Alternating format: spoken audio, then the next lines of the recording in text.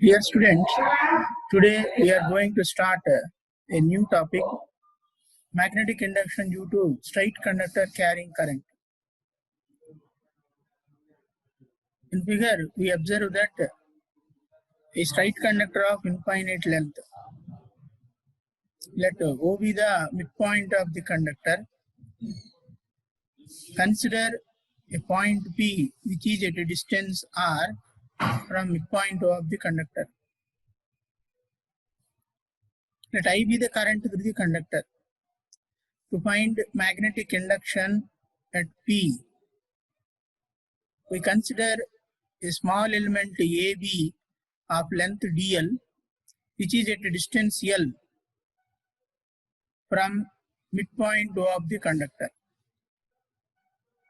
The element and point P are separated by a distance R. In diagram, we observe that the line joining the element with point P makes an angle theta with the direction of flow of current.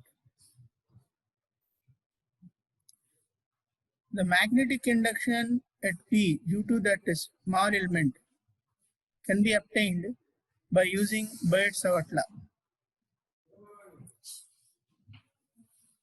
According to Biot-Savart law, dB is equal to mu naught by 4 pi into ideal sin theta by r square.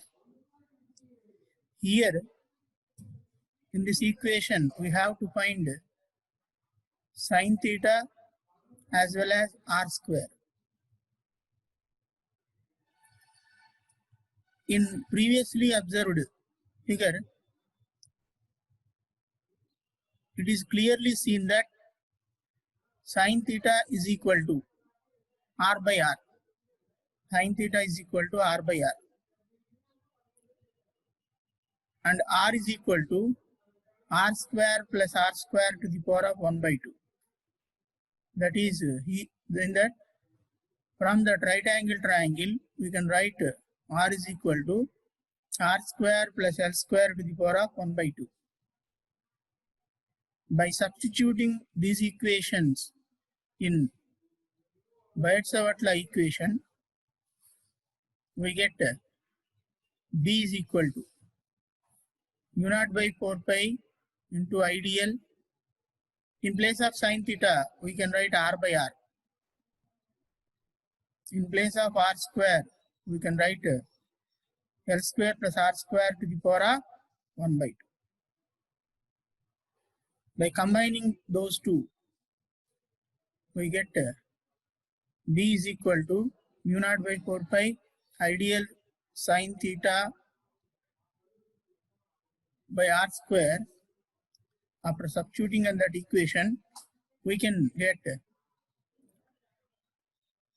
mu naught by 4 pi into r dl by l square plus r square to the power of 3 by 2.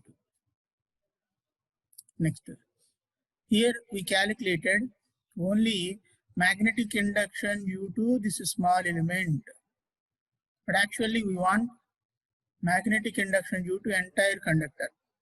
For that purpose, we integrate the equation within the limits alpha infinity to infinity. The lower limit is taken as minus infinity, upper limit is taken as plus infinity. Plus infinity. To find that integration, let us assume that L is equal to R tan alpha. L is equal to R tan alpha. By differentiating, we get dl is equal to r secant square alpha d alpha. Automatically, the limits will convert from minus infinity to plus infinity to minus pi by 2 to plus pi by 2. By substituting those equations, we get mu naught I by 4 pi integral minus pi by 2 to plus pi by 2 r square secant square alpha d alpha by r cube of 1 plus tan square alpha to the power of 3 by 2. By simplifying the above integration, we get b is equal to mu naught I by 4 pi r integral minus pi by 2 to plus pi by 2 cos alpha d alpha. Integral cos alpha means sin alpha. After substituting limits, we get mu naught I by 4 pi r of 1 plus 1. Finally, B is equal to mu naught I by 2 pi r. So, magnetic induction due to straight conductor carrying current is given by B is equal to mu naught I by 2 pi r.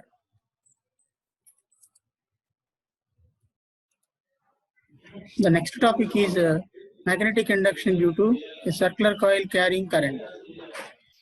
To find magnetic induction due to circular coil, we divide the coil into number of elements. Here, the considered coil has radius A with center O. Let I be the current through the coil. Let P be a point at a distance x from center O of the coil. To find magnetic induction at point P, first of all, we find magnetic induction due to small element. That can be obtained by using Biot-Savart law. According to Biot-Savart law, the magnetic induction at P is given by mu naught by 4 pi into ideal sin theta by r square. Here, sin theta is approximately equal to 90. By substituting that value, we get dB is equal to mu naught by 4 pi ideal by r square. If we resolve the magnetic induction at P into components, we get vertical component as dB cos phi and the horizontal component as dB sin phi. Similarly, by dividing the circular loop into number of such elements, and after finding the magnetic induction due to all the individual elements, and by resolving them into components, the components dB cos phi will get cancelled.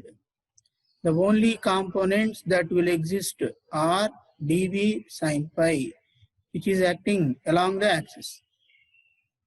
So finally, magnetic induction due to whole coil at P is given by B is equal to integral dB sin phi.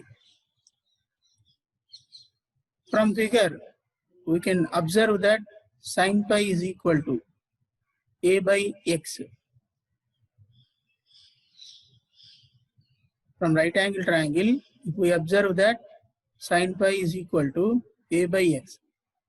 The similar way, from right angle triangle, we observe that x square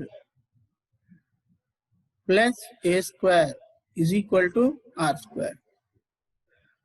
That implies r is equal to a square plus x square to the power of 1 by 2. By substituting these values, we get mu naught I by 4 pi, mu naught I by 4 pi into a square plus x square to the power of 3 by 2 integral dl. Here, integral dl is nothing but L, which is equal to circumference of the circular coil, that is 2 pi a. By substituting that value, we get d is equal to mu naught ia square by 2 of a square plus x square to the power of 3 by 2. This is the magnetic induction due to circular coil. Special cases.